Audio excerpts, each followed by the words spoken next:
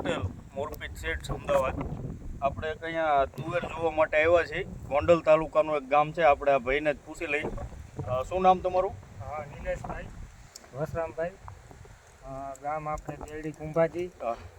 આપણે આ તુવેર તમે વાવી છે, મોરપીચ સીડ્સની રાતા તમને કેવી લાગી?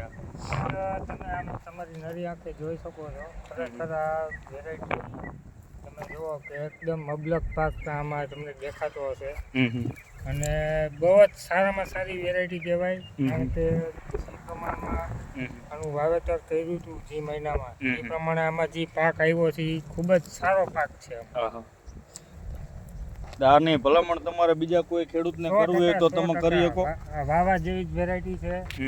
મોરપીચ સીડ્સનું રાતાજી છે બિયારણ અમે લીધેલું હતું, તે ખૂબ જ સારું નીકળ્યું છે અને હું બધા ખેડૂતોને અંગત ભલામણ કરું છું કે આ ચોક્કસ વવાય.